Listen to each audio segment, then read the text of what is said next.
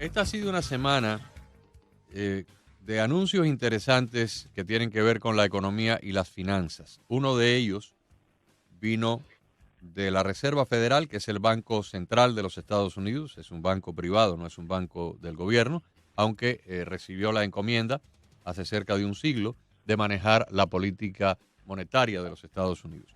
Y el presidente de la Junta Directiva de la Reserva Federal anunció que aunque se desataran indicios de inflación, él iba a mantener, o ellos iban a mantener los intereses muy bajos. Esto es una noticia formidable porque casi siempre la inflación y los intereses funcionan como estos artefactos que hay en los parques infantiles. Cuando una persona se monta en uno de estos y uno sube, el otro baja.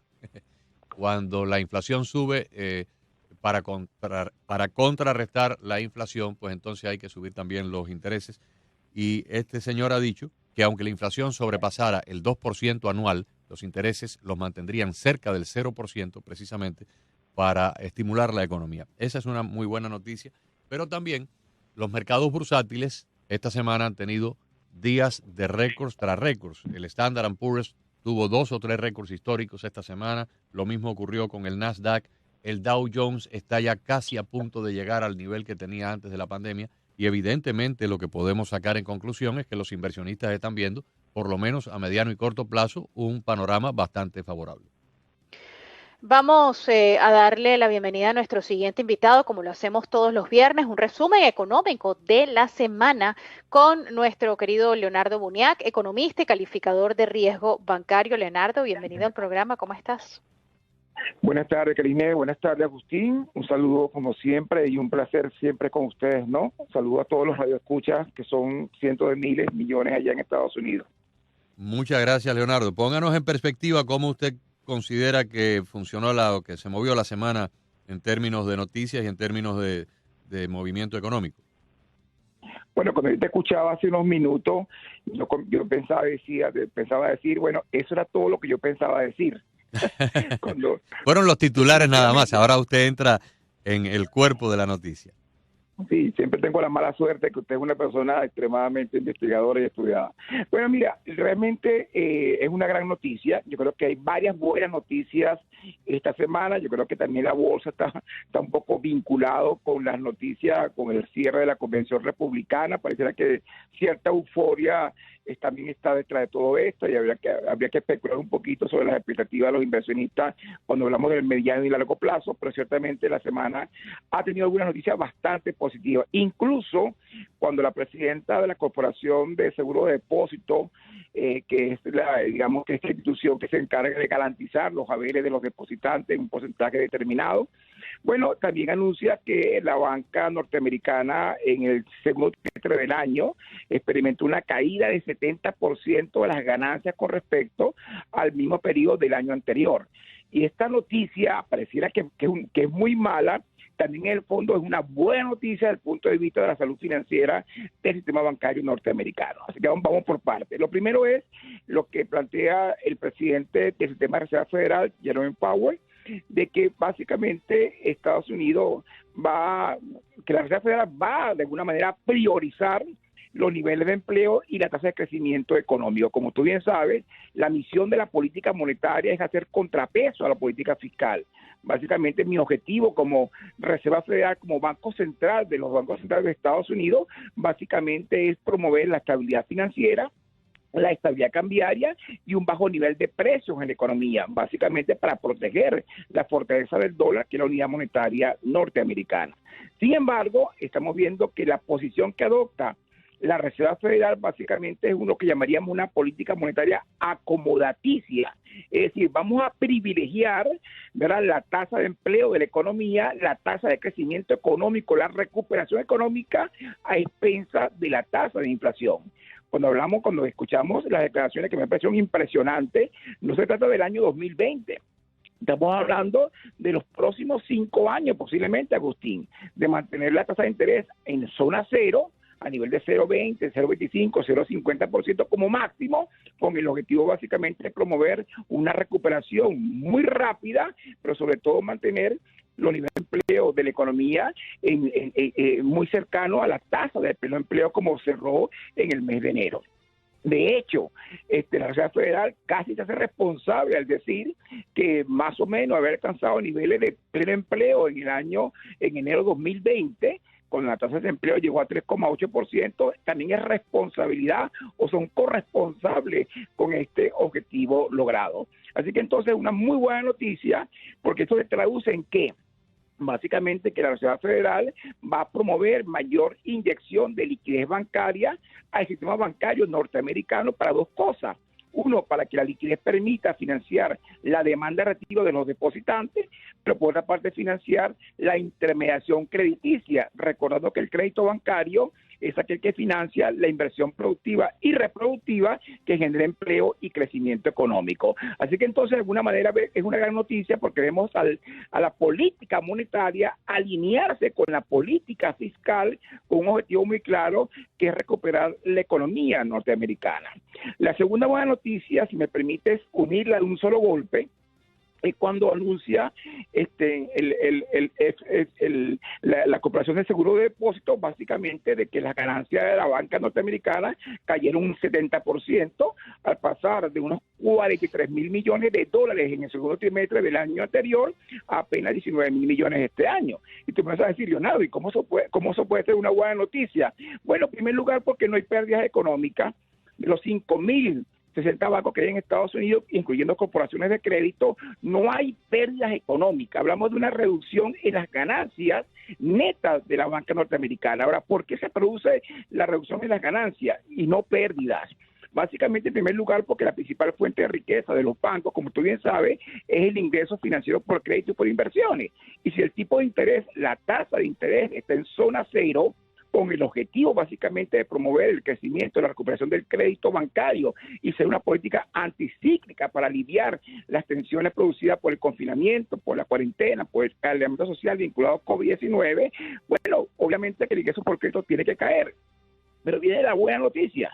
La buena noticia es que básicamente la reducción de las ganancias de este año se debe a que la banca norteamericana constituyó 3 veces las provisiones, los gastos por provisiones, la reserva para contingencia de cartera de crédito por encima de lo que hizo en el mismo periodo del año anterior. En otras palabras, la significativa caída en las ganancias de la banca norteamericana obedece a que la banca está constituyendo reservas para contingencia de cartera de crédito, reservas para financiar las políticas de saneamiento de cartera de lo que se llama las potenciales pérdidas crediticias esperadas. Y la pérdida esperada, en Agustín, Karine, no es otra cosa que la pérdida potencialmente prevista en la cartera de crédito, dado el aumento del riesgo latente del portafolio, producto del confinamiento, del cierre de empresas, de la quiebra de empresas, de la reducción de flujo de caja operativo de las empresas por caída en las ventas, porque en confinamiento, ¿qué pasa? Las empresas están cerradas, no están vendiendo, no están produciendo, no están cobrando, no están ahorrando obligaciones contractuales con sus acreedores y en consecuencia muchas de ellas no honran obligaciones con la banca. Bueno, entonces resulta que la banca norteamericana te acaba de dar una información muy interesante. Tú ves reducir las ganancias operativas, ciertamente hay una caída en las ganancias, eso no le gusta al accionista, posiblemente no le gusta tampoco a los, digamos, a los seguidores de las acciones de estos bancos, pero cuidado, la gran noticia es que tienes una banca en este momento sumamente sólida, adecuadamente capitalizada, adecuadamente provisionada y con un patrimonio suficiente para poder absorber pérdidas y desvalorizaciones de los activos. Es decir, que cualquier deterioro en la calidad de los activos de los norteamericanos, esto se ha absorbido contra recursos propios, es decir, reserva para contingencia y patrimonio bancario. 3 cosas. Tienes una banca entonces muy solvente, adecuadamente capitalizada, con muy buenas provisiones y la mejor noticia, con mucha liquidez bancaria. Mucha liquidez porque la Reserva Federal te está diciendo claramente voy a mantener unos niveles de liquidez suficientes, voy a mantener inyección monetaria a bajos tipos de interés para que la banca pueda gozar de liquidez suficiente para financiar la demanda de retiro de los depositantes, si así lo quisieran, pero por otra parte financiar la intermediación crediticia. Y la cuarta mejor noticia de toda esta película es que en las últimas semanas pero en los últimos 2 meses los depósitos bancarios de los norteamericanos, Agustín, se han incrementado mes a mes por encima de $1 trillón. ¿Y qué significa eso? Que los índices de confianza en la banca norteamericana siguen siendo positivos. Yo te quiero pedir a ti y a Karine que me digan qué mejores noticias que la que te acabo de comentar. Claro. Y hay una que no tiene que ver con la economía ni con el aspecto monetario de nuestro país, pero que va, cuando esto se publique, y bueno, ya se publicó, cuando esto se divulgue ampliamente, me parece que pudiera tener un impacto extraordinario. Científicos de la Universidad de Stanford, en California, han revisado toda la data hasta ahora publicada en los Estados Unidos sobre la enfermedad causada por el coronavirus, y escuchen lo que han llegado a determinar. Han determinado que los niveles de infectados pudieran ser de 50 a 85 veces más de los que se han reportado. Y esto es muy importante. Personas que se infectaron y nunca se enteraron. No tuvieron síntomas, porque si yo me infecté y no he tenido síntomas, yo no sé que estuve infectado, pero no deja de ser una realidad que me infecté, aunque yo no lo sepa. Ellos estiman que hay un nivel de infección en la población americana de entre 50 a 85 veces más de los que sí se ha sabido a través de pruebas clínicas. Y por lo tanto, la tasa de mortalidad es de un 0.2%, muy parecida a la que hay normalmente todos los años con la gripe otoñal o con la influenza anual. Esto acaba de ser publicado en el día de ayer, agosto 27 del 2020. Stanford study proves COVID-19 was overhyped, fue exagerado, porque la tasa de mortalidad, death rate, is likely under 0.2%, por debajo del 0.2%. Y lo que han hecho estos científicos de la Universidad de Stanford es recopilar toda la investigación que se hizo en los Estados Unidos, sobre todo la del Instituto Tecnológico de Massachusetts, que es una de las academias más prestigiosas, MIT, acá en Estados Unidos, y basándose en eso, han hecho este análisis estadístico y médico de que los niveles de contagio son 50 a 85 veces más que los que se han reportado hasta ahora. Increíble. Increíble, porque además la noticia es muy positiva, porque eso quiebra completamente el falso dilema entre la curva médica, la curva sanitaria versus la curva económica. Básicamente aquí hemos destruido prácticamente el planeta, hemos destruido todas las economías básicamente, porque hemos dicho el gran objetivo es aplanar la curva de contagio con el objetivo de que no pueda colapsar el sistema de salud pública. Pero al final, ¿qué es lo que ha ocurrido? Que igualmente ha seguido aumentando la curva de contagio en muchos países, con la consecuencia peor de que la economía se ha contraído de manera sumamente importante. Aquí lo que hay que tener muy claro es que toca convivir, cohabitar con COVID-19 y hacer que la economía funcione. Yo siempre lo repito, Agustín, usted puede definitivamente contagiarse de COVID-19 es una posibilidad. De hecho, es una gran probabilidad. Morir incluso por COVID-19 puede ser parte de las estadísticas, pero morir de hambre es casi una certeza si usted no sale a trabajar. Entonces, bueno, viendo ya en perspectiva, ¿qué pasa con la bolsa de valores? Bueno, yo creo que aquí lo que hay es una apuesta a mediano plazo que están haciendo los inversionistas. Los inversionistas están muy claros de la capacidad de respuesta de la economía norteamericana.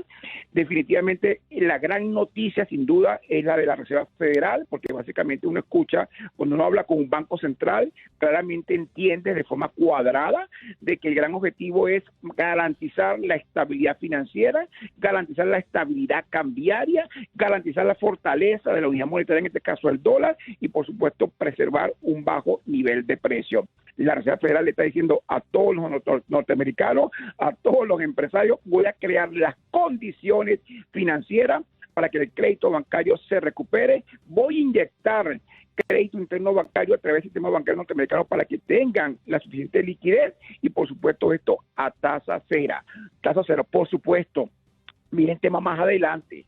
Obviamente, claro, yo creo que lo han explicado muy bien al decir, que si la meta de inflación por encima del 2% se hace intolerable, pues la Reserva Federal va a actuar. Pero en realidad lo que viene más adelante es mayor desafío, una gestión deficitaria del gobierno central, mayores niveles de endeudamiento indudablemente de la economía norteamericana y por supuesto posiblemente presiones inflacionarias. Pero eso estamos hablando para un periodo entre 3 y 5 años. Por lo tanto, yo creo que hay muy buenas noticias, yo creo que hay razones para sentirse sumamente optimistas de que el tercer trimestre de 2020 y el cuarto trimestre van a compensar mucho lo que vimos en la primera y segunda parte del año 2020, cuando la economía en el primer trimestre cae de 5 puntos y la revisión que hizo ahorita el Departamento de Comercio es que se contrajo 31,7 exactamente la economía norteamericana en el segundo trimestre del año 2020 contra primer periodo del año anterior. Otra muy buena noticia es que ha venido disminuyendo también las personas que solicitan subsidio por desempleo, lo cual implica que se sigue creando nuevos empleos y que la tasa de despido ha venido disminuyendo. Yo creo que, hablando un poquito de política, y no entiendo mucho de política,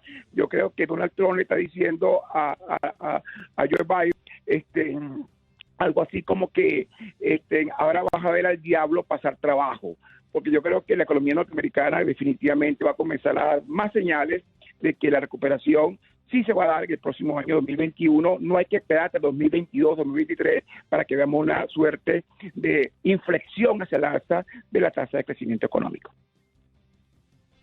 Leonardo, la bolsa, y lo hemos explicado varias veces a los amigos oyentes, la bolsa es una especie de fotografía no instantánea de este momento, sino una fotografía que pudiéramos decir refleja el sentimiento de los inversionistas de lo que va a ocurrir en un futuro cercano.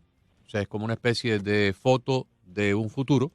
Si los inversionistas presienten que el futuro es bueno, pues los precios suben. Si los inversionistas presienten de que el futuro va a ser malo o catastrófico o incierto, pues los precios bajan porque todo el mundo vende. Estos alzas que han ocurrido esta semana, la semana anterior, la semana de atrás, donde prácticamente hemos visto una ola increciendo en los 3 mercados principales de Nueva York, Standard & Poor's, Nasdaq y Dow Jones. ¿Se puede sacar alguna inferencia de cómo los inversionistas están viendo el proceso electoral? Porque algunas personas han llegado a decir que si Biden gana, las bolsas ipso facto se desplomarían. Pero si en este momento los inversionistas están apostando a que la economía va a ser buena, a que el crecimiento va a continuar ocurriendo, ¿están contemplando algo? ¿Hay alguna lectura que podamos sacar de lo que está ocurriendo en la bolsa, del pensamiento o del sentir de los inversionistas y del mundo financiero americano en relación a este episodio electoral? Mira, yo voy a tomar algunos riesgos en esta respuesta que te voy a dar, Agustín, pero sobre todo lo voy a poder hacer porque soy un técnico y estoy fuera del escenario político norteamericano, pero ciertamente yo creo que no hay ninguna casualidad de que la bolsa haya respondido como hizo el día de hoy en un contexto de cierre de la convención republicana. Yo creo que casualidades no hay, creo que hay cierta euforia que tiene que ver con algunos anuncios que ha hecho en el presidente Donald Trump con respecto al tema, a la materia puramente y estrictamente económica, y te cuento algo más. Cuando los agentes económicos consideran que las cosas van a marchar mal o van a marchar bien, comienzan a descontar anticipadamente cualquier éxito o fracaso en el programa o en las expectativas. ¿Qué te quiero yo decir? Tú lo acabas de comentar perfectamente bien. Si yo creo que las cosas van a marchar mal, pues comienzo a descontar anticipadamente los efectos previsibles de un fracaso en la política económica. Pero si considero que las cosas van a marchar bien, pues yo actúo en consecuencia, y eso es expectativas racionales. Yo creo que está muy vinculado las expectativas, un poco la euforia que envolvió el cierre de la convención republicana, y sobre todo el miedo de que de alguna manera una suerte de corriente socialista pueda frenar los niveles de crecimiento de una economía que, cuidado, pre-COVID creció 23 trimestres consecutivos, ¿ok? Con la menor tasa de desempleo en los últimos 50 años en los Estados Unidos, pero lo más interesante, con una tasa de inflación de 1.8% al cierre de la primera parte del año 2020. ¿Qué significa esto? crecimiento económico sostenido de largo plazo de carácter no inflacionario. Los impactos de ambas variables, el crecimiento económico te genera pleno empleo, disminución de la tasa de desempleo, pero por otra parte una baja tasa de inflación te genera aumento en el salario real, en el poder de compra real de los norteamericanos.